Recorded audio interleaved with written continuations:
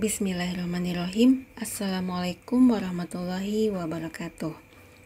Teman-teman, pada kesempatan kali ini kita akan belajar tentang converse, inverse, dan kontraposisi atau kontrapositif.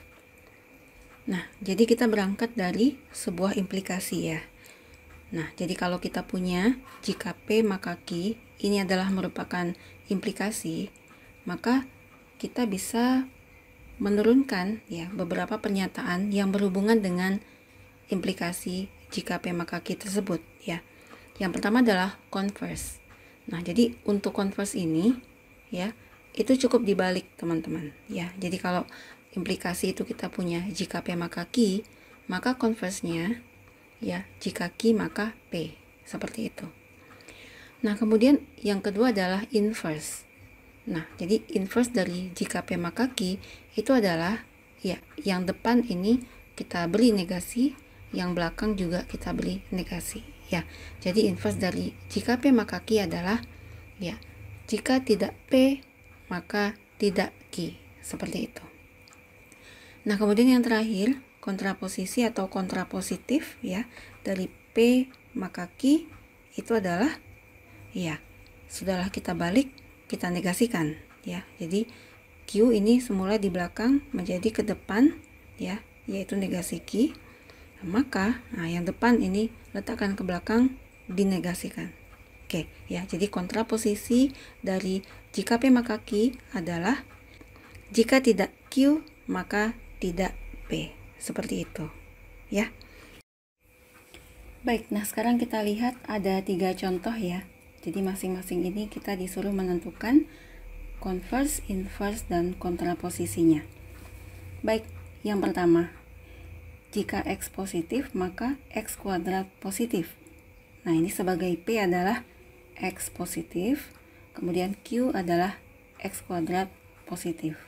Oke, nah jadi kita ikuti saja polanya ya. Jadi kalau converse itu berarti dibalik saja ya, berarti di sini ya, jika X kuadrat positif, maka X positif, seperti itu. Oke.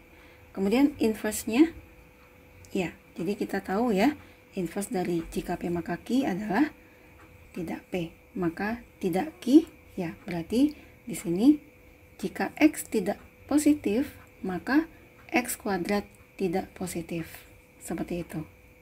Dan terakhir, kontraposisinya, ya, sudahlah dibalik, dinegasikan, seperti itu ya. Nah, berarti kita punya ya, jika X kuadrat tidak positif, maka X tidak positif. Gampang ya. Nah, sekarang kita lanjut ke contoh yang kedua. Jika hari hujan, maka saya basah kuyup.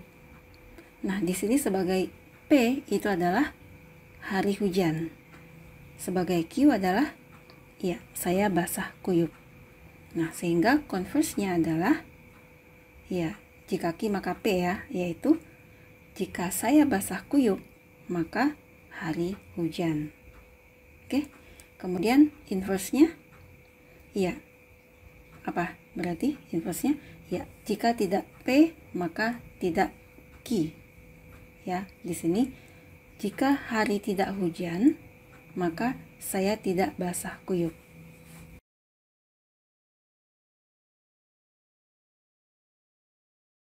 Dan yang terakhir, kontraposisinya ya, yaitu negasi Q maka negasi P. Oke. Nah, jadi ya, jika saya tidak basah kuyup, maka hari tidak hujan, seperti itu. Oke. Baik, yang terakhir ya,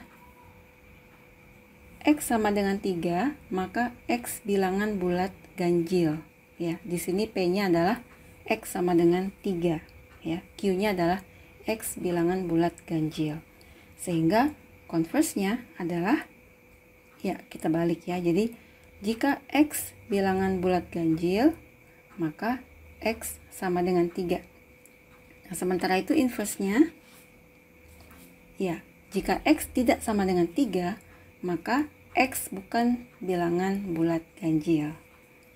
Dan yang terakhir, kontraposisinya ya, Jika X bukan bilangan bulat ganjil, maka X tidak sama dengan 3. Seperti itu. Baik ya, kita udah membahas contoh-contohnya. Dan kemudian teman-teman ya, kita tahu ya bahwa nilai kebenaran dari implikasi itu pasti sama dengan kontraposisinya ya. Dan juga nilai kebenaran dari inverse ya, itu sama dengan converse-nya. Seperti itu ya. Bisa teman-teman lihat dari tabel kebenaran berikut ini ya. Jadi kita punya jika P maka Q ya, seperti ini. Kemudian kita punya jika Q maka P seperti ini. Jika tidak P maka tidak Q ya, inverse-nya. Seperti ini nilai kebenarannya. Dan yang terakhir kontraposisinya ya. Jika tidak Q maka tidak P, maka seperti ini nilai kebenarannya. Nah, kita lihat ya, di sini nilai kebenaran dari kolom implikasi di sini sama dengan nilai kebenaran dari ya kontraposisi. Dan converse ya, nilai kebenarannya itu sama dengan inverse. Seperti itu. Oke. Baik teman-teman, demikian pembahasan kita tentang converse, inverse, dan kontraposisi. Semoga bermanfaat. Terima kasih. Assalamualaikum warahmatullahi wabarakatuh.